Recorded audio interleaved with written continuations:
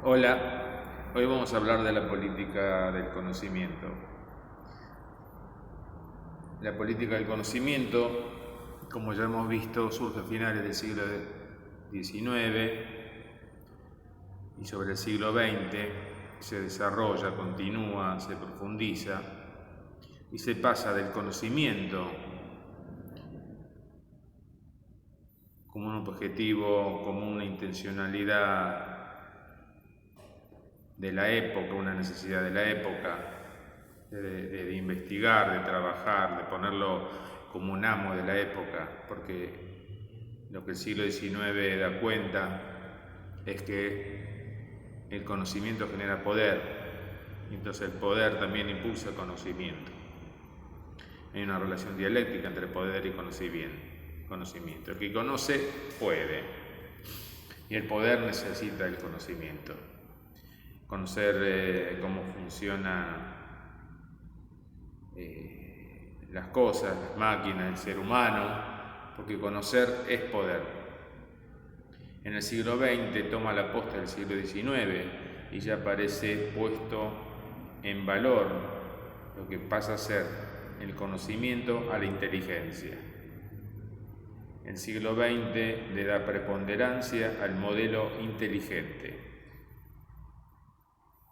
Entonces, al principio no es que no importara el conocimiento del siglo XIX, pero era objeto de un estudio, de una especulación filosófica en el siglo XX. El conocimiento, aparte de una especulación filosófica, tiene directamente una relación con el poder. Y el siglo XX desliza el centro de el alma, la mente, la conciencia, a la inteligencia, que también es un instrumento de poder. El hombre inteligente, el ser humano inteligente, es el ser humano que puede. La inteligencia es la capacidad de resolver situaciones. De la inteligencia va a depender resolver distintas cuestiones de la vida. De tener un buen acto amoroso, llegar a fin de mes, rendir bien los exámenes. Entonces también es un centro al que se le presta una consideración relevante. El gran iniciador en la política del conocimiento, como ya lo hemos visto, es Wundt. Wundt plantea este esquema de sensación, percepción, conciencia, apercepción. Fundamentalmente se plantea el tema del conocimiento a partir de la percepción. La sensación es el dato físico.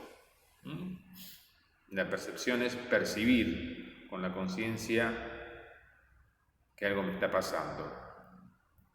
Y la apercepción es darme cuenta de qué se trata eso que me está pasando. Porque tengo una sensación, me arde la mano, me doy cuenta que me quemé. La conciencia, tomo conciencia, la percepción es darse cuenta y ahí se forma el conocimiento. Me quemé es una palabra, es una representación. La representación no es la cosa. Si yo digo el árbol es verde, ustedes se pueden imaginar un árbol verde. Eso es una representación. La representación puede ser oral, escrita, puede ser un dibujo, bueno, etcétera, etcétera, etcétera. Es una imagen sensorial. Una imagen sensorial no es la cosa como en el caso del conductismo, ¿no? Donde yo digo árbol ante el árbol, estímulo-respuesta, no es un condicionamiento. Por eso la diferencia que marca la política del conocimiento con la política del aprendizaje es introducir un proceso psíquico. Después se llama de distinta manera proceso, elaboración, construcción. De acuerdo a los autores le van dando distintos nombres. Pero no es algo que nace, algo innato, algo que de por sí se va constituyendo. Por ejemplo, la acción para el conductismo de comer. ¿Cómo se logra que alguien baje de peso? a través de condicionantes, reforzadores en el caso de Skinner. El conocimiento plantearía que esa acción de comer hay que reflexionar, hay que interiorizarla, y ponerse a pensar, lo que se dice tomar conciencia de la acción. Por eso se habla de una acción interiorizada. Percibir que estoy comiendo y lograr la representación que estoy comiendo de más, que estoy comiendo cosas que me hacen aumentar de peso y yo quiero bajar de peso. Son todas representaciones. Pero lograr esa representación, una representación es una idea, tiene una significación. Lograr esa conexión, esa asociación, que comer ciertas comidas con grasa o alto nivel calórico me hace engordar, y que la manera de bajar de peso es dejar de comer eso y comer otra cosa, es todo un conjunto de representaciones que se van asociando. Para Jung, la mente, la conciencia, es una asociación entre representaciones. Comer con grasa, bajar de peso, bueno, toda esta idea que como ejemplo le transmití, se forma a partir de una asociación de representaciones. O sea, el todo, o sea, la idea es la suma de las partes.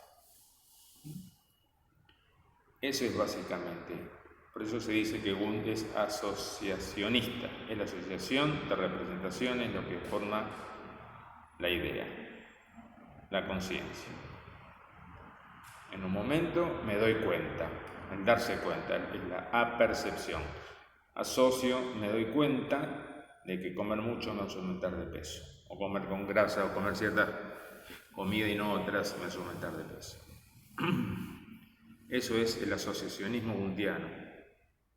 El otro punto que está en el programa, que aparece ahí, ustedes dirán de qué se trata, es el paralelismo psicofísico. ¿Por qué? Porque para el conductismo era todo orgánico, todo de orden innato, todo incondicionado, por lo menos a partir de ahí, se condiciona a partir de eso orgánico que hay. En cambio, para la política del conocimiento, a establecer una diferencia, que no todo es orgánico, sino que las acciones reflejan, deben ser interiorizadas, procesadas, elaboradas, apercibidas, conocidas, se introduce también esto, que es un problema viejo de la filosofía, alma-cuerpo. Lo material y lo mental, como se llamaba en la época. Entonces, se introduce para resolver esta situación lo que se llama el paralelismo psicofísico. ¿Qué quiere decir esto?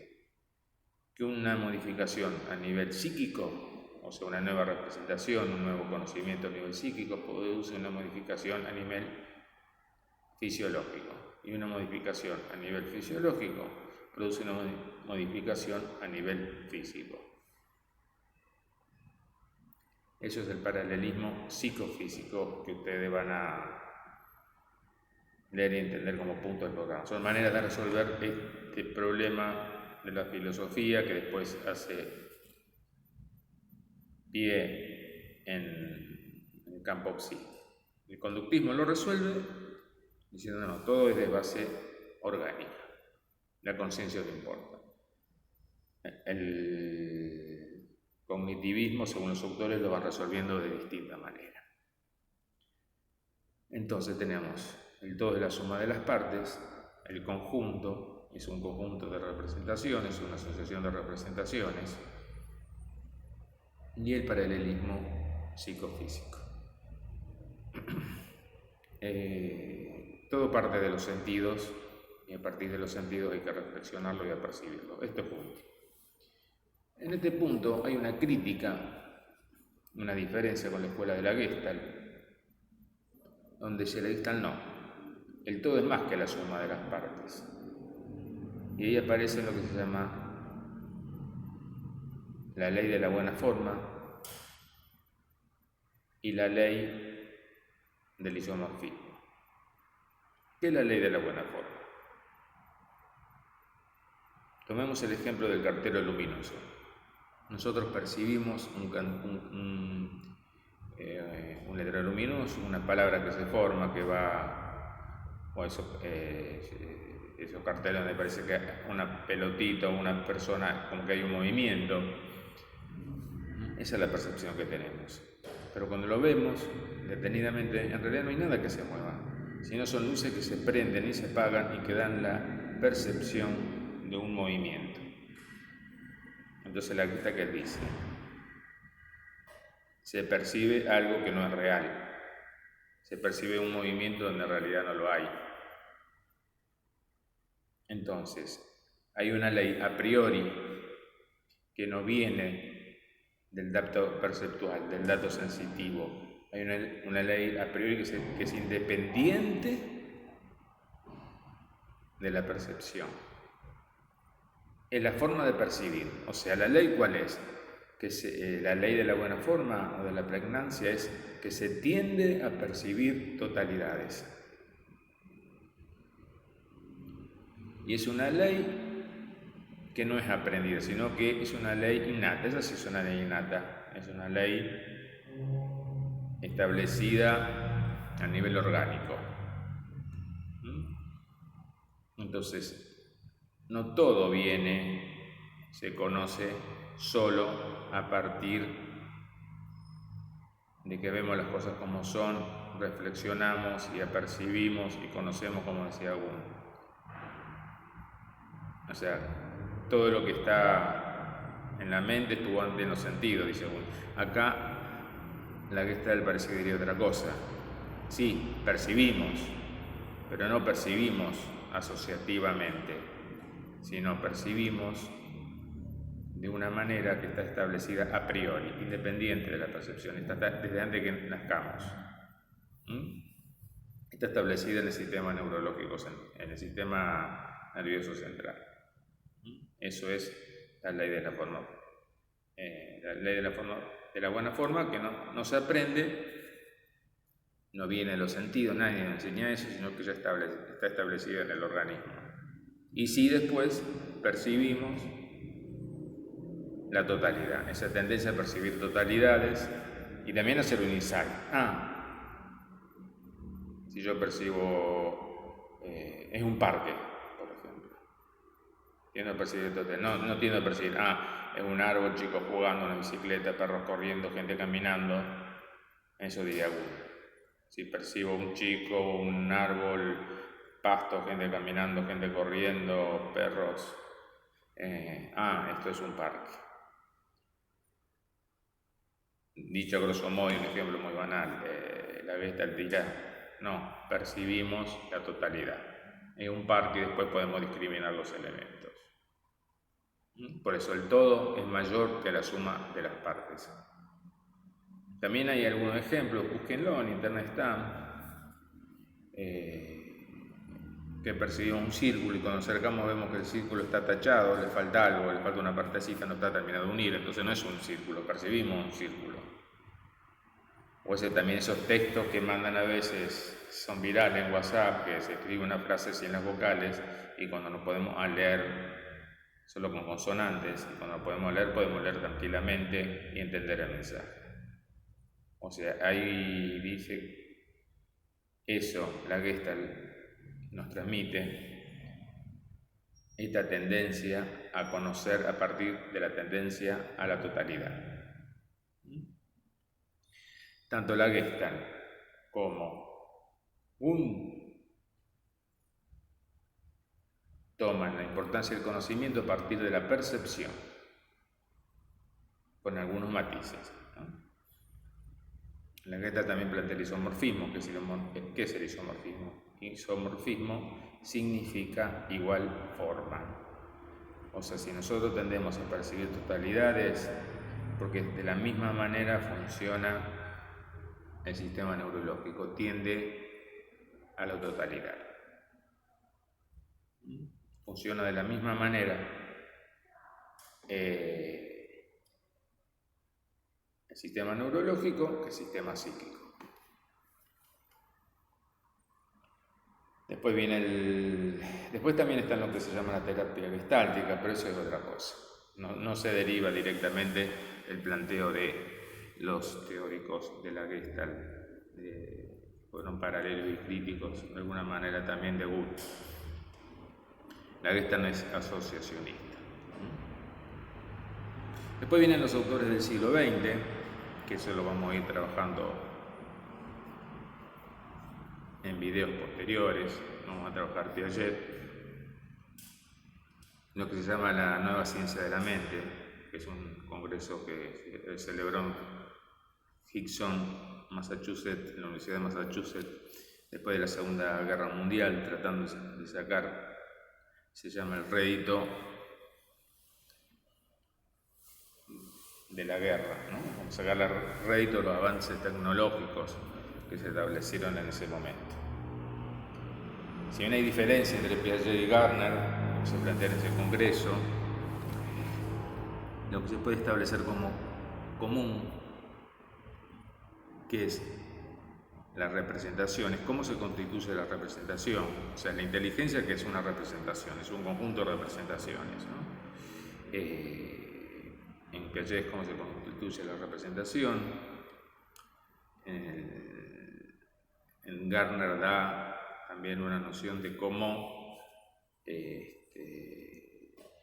hay que estudiar la representación, cómo hay que estudiar la mente humana. Y el modelo fundamental lo que tienen de común es la prevalencia, el dominio ya de la inteligencia, de la constitución de la inteligencia, de las etapas de cómo se va construyendo la inteligencia, cómo va evolucionando la inteligencia. Y lo que hay en común es, después lo vamos a trabajar más, es como que se podría pensar la estructuración de la inteligencia independientemente del nivel social. Y por supuesto del deseo, o sea, el deseo inconsciente y la clase social a que cada sujeto pertenece no importa. Puede tener la misma inteligencia un chico que nació en un country y un chico que nació en una villa. No estamos diciendo que no, pero no se puede desconocer las marcas del condicionamiento social, las marcas de la marginalidad en todo esto. Tampoco las marcas del deseo inconsciente, que ya lo vamos a trabajar con Freud. En este punto lo que importa en la representación es una representación desprovista de historia, desprovista de diferencia sexual, desprovista de contexto. Es la significación lógico-matemática. Aprender a sumar, a restar, a aprender a abstraer.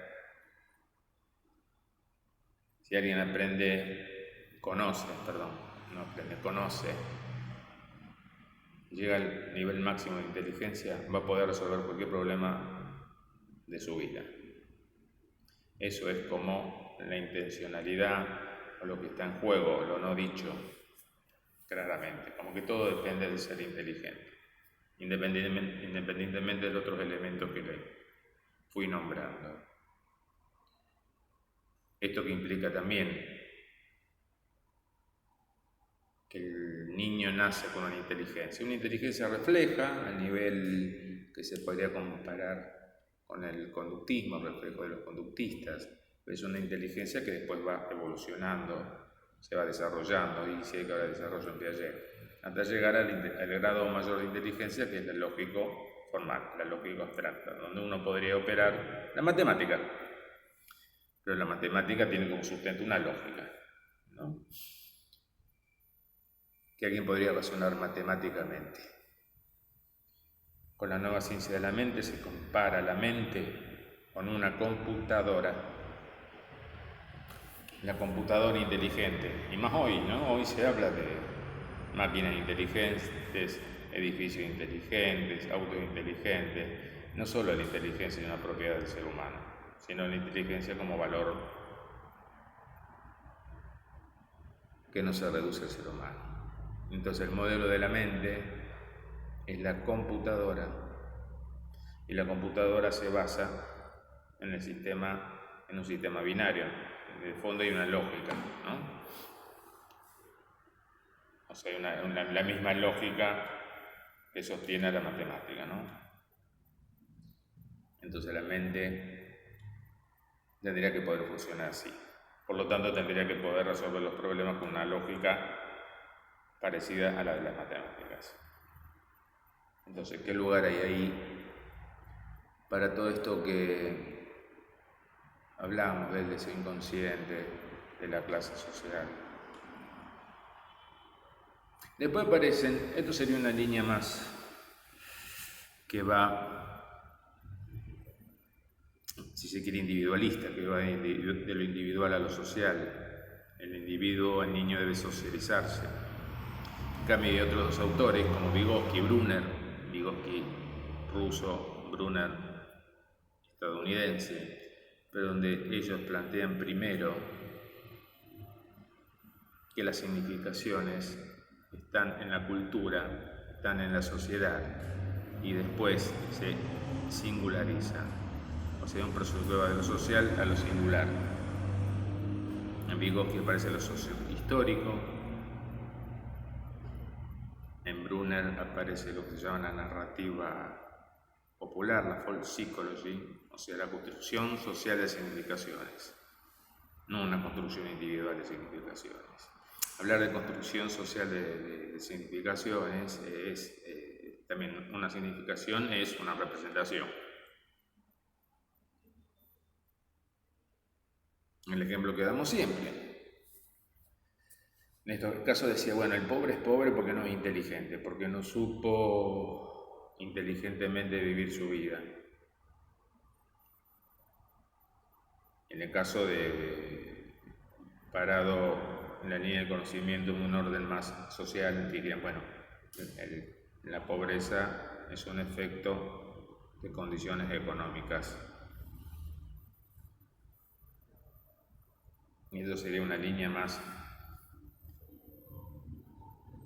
cercana a lo de Vygotsky y Brunner, que las significaciones primero y las marcas son sociales y después se singulariza. Después es un proceso inverso al de Piaget. Piaget va de lo individual a lo social, esto iría de lo social a lo individual. Y la significación ahí que importa no es la significación lógico-matemática. Bueno, no es que no importe, sino que en el caso de Piaget y Gardner priorizan la significación de orden lógico-matemática. Vygotsky y Brunner plantean una significación de otro orden, que es de un orden cultural, social, cultural. Después, cuando lleguemos a esos autores, lo vamos a ir especificando y también vamos a tomar como ejemplo, como modelo social, la logocracia. Hay muchos libros que pueden relacionar eso. Lo que tenemos nosotros es El Mundo Feliz, 1984 de George Orwell, que es un poco ahí el modelo del Gran Hermano. Como película que recomendábamos en otro momento era The Truman Show. O sea, son distintos modelos donde también se ve claramente la relación que hay entre una sociedad basada en el consumo, no en la producción, en el consumo de mercancías, tecnologías, o en planificar una vida desde un punto de vista lógico-matemático.